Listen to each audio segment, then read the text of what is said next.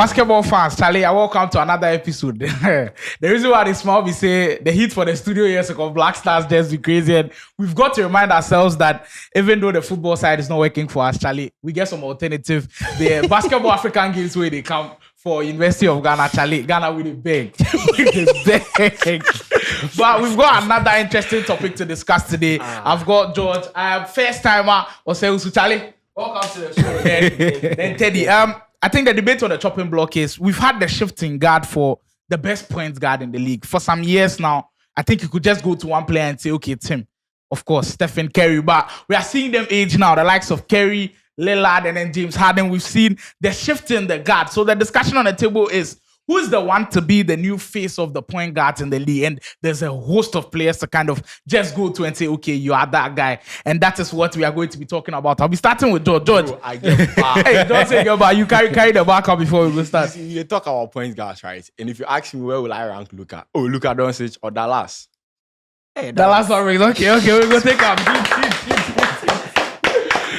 So far, this is your body. Hey, you don't talk about right, so tell us who you think the best point guard in the league is right now. I think I'll side with James Harden, the Blue Ranger. Still Harden. Yeah, bro. Wow. He just said future, so is James Harden the future?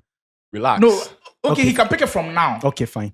Wow, James Harden's still the best point guard. Yeah, you see, when I'm picking a points guard, I look at certain things. I look at how you can be able to get your big man rolling, your playmaking, and even how you shoot the ball. Now, when you look at James Harden, he handles the ball so well. So when you have him on your team, he guarantees you the fact that he's not going to turn the ball over and give easy buckets to the other team. Now, let's look at his impact on the Clippers team. Now, this is a James Harden guy that comes into our team, helps us to space the floor so well. Now, when you look at how we run our offense, you have players like Kawhi and Paul George. These are players that their off-the-ball movement alone can take players away from their spot. So on this offensive possession, we have Kawhi Leonard in the dunker spot. His movement alone can take his primary defender out. Now, that is a free space for James Harden to drive and attack the rim. What does James Harden do?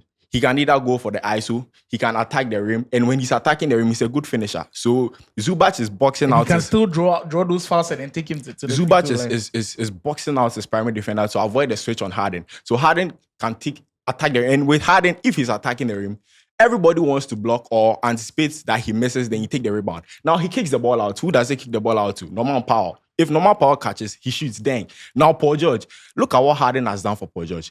Previous years in the Clippers, Paul George is one player that likes to have the ball, do all his stuffs. Yeah. Now he's and those times he normally gets the ball, turn the ball over, and we all like, bro, Paul George, you have to stop doing this.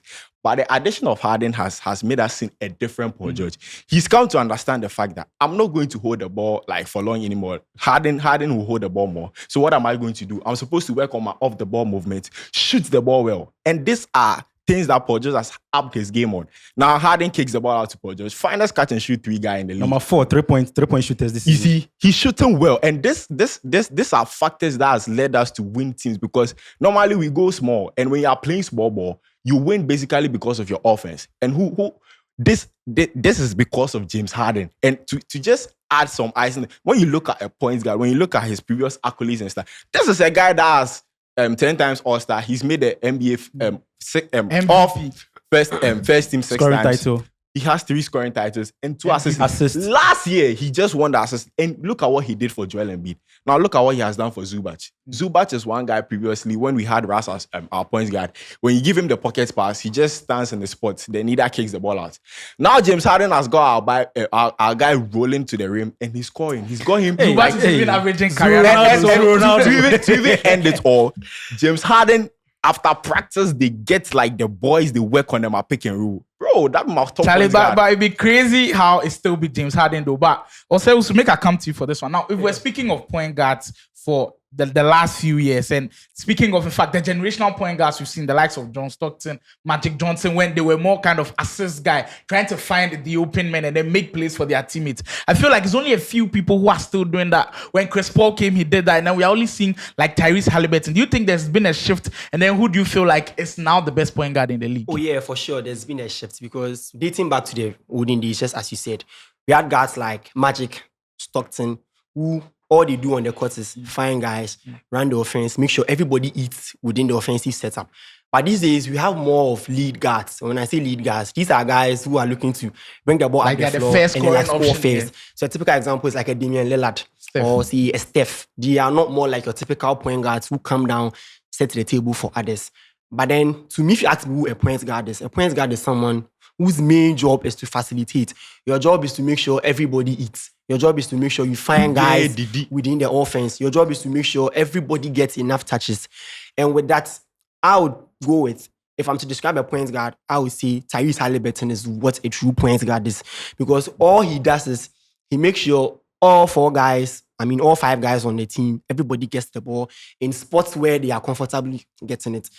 You see, Bruce Brown has left his team. But when he was on the faces, Miles Turner with the pick and pop.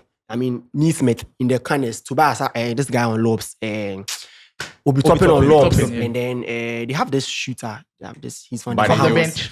Buddy Hield from the wing. Like, he's making sure everyone gets the ball. And not to say he can't score. He can equally score the ball. I think he's averaging around 23 per game or something. So, in terms of generating points, and then his turnovers are so, like, he takes care of the ball so well. It's even crazy. I think he had this 2-game stretch where he had 30 assists and he had no turnovers. He really knows how to take care of the ball. And then if you watch the Pacers very well, everything runs through him. And if you check the stats of these very same players from last year, there has been an uptick. You saw who Obadiah Toppin was when he was in New York. True. And now that he's in Indiana, he's just getting easy touches.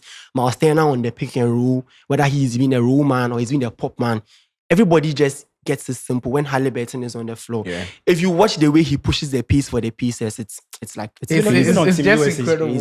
I think when he was on the USA team and he was playing with other stars, he found ways to contribute by just giving them the basket. He just gives you the basketball and just stays out of your lane. And then these guys just go to work. Like, the way he finds guys, that's who, to me, a point guard is. Magic-esque. I can't argue with that too much. I think Tyrese Haliburton, he just kind of reminds us of what Chris Paul used to do during his prime. And I think Chris Paul still does that. Teddy, who be the best point guard right now? Okay, so before I start, I want to say that the traditional point guard position is a dying breed, first of all. And am I saying there are no more small guards in the league who are facilitating? No. I can throw in the likes of Haliburton, I can throw in the likes of Mitchell. But then the last true point guard we saw was Chris Paul. Before him, it was Rondo. Now, in modern day basketball, the ones facilitating the ball are more the big wings. The names of Kawhi, Paul George, Tatums, the Browns, the Banqueros. They are now facilitating the ball. And you see, it's so funny how now we say, who is a point guard? Is a point guard someone who is finding players? No. If finding players and assisting, then that means Jokic is a point guard. LeBron is a point guard. No. You see, it's now extended to now each and every player. We are like 5 players. You are the point guard. You are the off-ball wings. You are the center. Let's move. I think that one we can attribute it to LeBron because he became that all-rounder kind of guy that could do everything. Let's move. Whatever you can do in the game, just do it and then let's move. So the point guard role has really moved on from just assisting to now being more of you, being more involved into the game. Now, my player I'm going to choose will be very, very controversial, but I go with Brunson, Jalen Brunson. Wow. When Brunson was at Villanova, he came to the league. And then with Mavs, he didn't really, I think JJ Redick spoke about how he didn't really see him evolving to this kind of level. And it's true. In the last season, in the playoffs without Luka Doncic, we saw how well he played.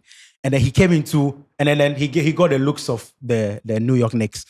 Coming to a team with a big market like them, pressure and scrutiny. Why do I say pressure and scrutiny? Because of the kind of money they gave him. And you see, then the New York Knicks, before they came for, what the name? Brunson. They wanted the players like Mitchell. Yeah. That's the box office. And entering the shoes of someone like Mitchell you've got to produce. You have to produce. And I would say he has really proven to be one of the best.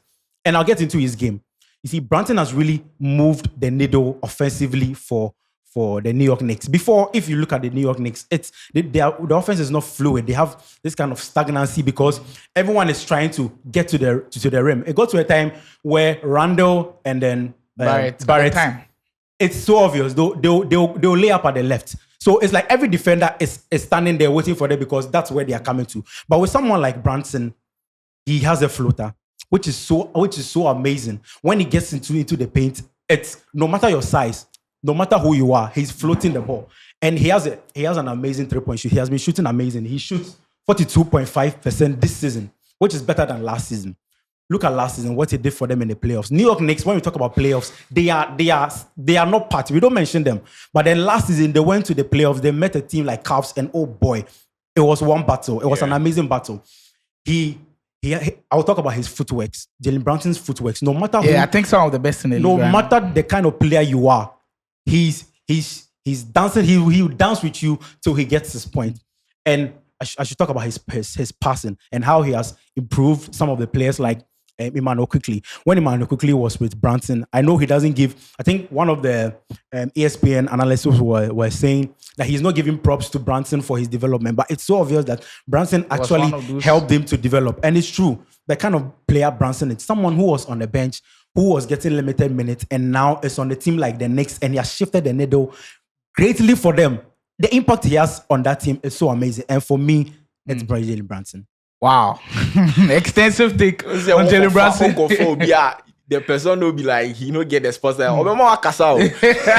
But I think for Teddy starting with the fact that the traditional point guard role is looking like a dying breed, I think he's right and then wrong in a bit, because I've seen a player who's kind of mixed the two, where he's the first scoring option and he's still finding his guys. Luka Doncic. You look at Luka's numbers and he's absolutely going crazy, averaging 30 points a game, about 9 assists a game. He's just kind of combined those two. There's nobody with those kind of numbers. Luka, what do you want from Luka? Gale looks for his teammates. He'll find you. He's made Derek Lively in his first year look like one of the best big men in the league. It's just like that for Luka. So personally, I'll go for Luka Doncic. I think you can throw in Shai Gilgeous-Alexander, who has also done very, very well. But what do you make of the shifts in the guard? Because that's what we used to end it. The likes of Damian Lillard, Stephen Curry. You pick James Harden as your best point guard, but Chris Paul and co. Do you think there's still maybe something left in the tank for them before I think the end of their careers? With Dame is a good point guard.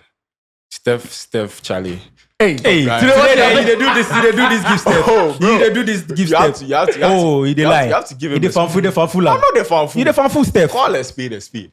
It's just that sometimes I don't understand how he plays the game. The basics, you just go for them, and he doesn't. I always say this, I don't have a problem with Steph. It is the Steph fans that make him look like he's so like, no. But he's a fine player. Hey, Charlie. Also, your final thoughts on the shift in the guard, the old guards who are kind of leaving the torch for the new ones, Steph, Dame, and Chris Paul and co. Do you think there's something left in the tank for them? Dame, who's moved to the Bucks, has to produce. Do you think there's something left for them? Oh yeah, for sure. I think so, because if we go back to 2021, when the Suns made it to the finals, it was mainly due to Chris Paul's ability to just find guys. Look at 18 now. 18 looks like a shark. Yeah. So I feel like if you have these old guys, let's see, traditional points guys like Harden, like a Chris Paul, who just come and then define guys. If you build the setup in such a way, you have your go-to guys and you have a traditional point guard, he will cook. But I feel like it's dying not only because of these new lead guys who are just scoring, but because now we have point forwards, we have point centers, we have point forwards, guys like LeBron, guys like Jason Tatum, who is initiating offense in the half court, and you have point centers, Jokic, Alpron Şengün from Houston. These people are playing their point guard position from the center man spot. So it makes it difficult for these small passing guards to have high usage and then just dish the ball out. Because now these new age players, most of the best teams in the league, their initiators are all big wings. If you look at the Clippers, it's Kawhi, it's Paul George, Boston Celtics, the JJ, Tatum, Brown. Even if you look at a team like when Siakam was in Toronto, he was the. I wouldn't say he's the guard, but Randall. They are the ones making plays. So we have these point forwards and point centers who are taking the ball away from these tiny guards, and then there's still a rule for all these small guys. You see, one thing I noticed when everybody was making the submission was defense. Nobody mentioned the defense for the point guards, but we've had a defender within the past few years who is a point guard. When the defensive player of the year, Marcus Smart, we've got to give them props. Gary Payton also one of the best, but we've got to give props, and I'll let you end it with your own Boston Celtics guard, Drew Holiday. We have to give them the props, because even though Drew Holiday isn't your ideal kind of guy, I think what he brings on defense is absolutely incredible. Kindly touch on that one, and then we finish it. You see, one thing I talk about mostly on Twitter is they are specialists. You need to know who you are and what you What you are bring to good the at. table. Yeah. And fans also need to understand that every player has what they bring to the table. Someone like Drew Holiday. Drew Holiday last season on the Bucks, the reason why they offloaded him because he wasn't scoring, but he was giving them looks on defense. And I think with the Jimmy Butler thing where he wasn't really able to stop him was one of the reasons. We have the likes of Tatum, we have the likes of Brown. Them and Porzingis, even them don't scoring need to alone score, yeah. is too much. Even with We have what the the best- required We contributes. have the best defensive backcourt in the league. In the likes Defensive of- what? Backcourt. Aye. That is Brown. That is Brown. That is Brown and Drew, and they are specialists. we are here. They are doing what they are doing on defense for us, and it's okay.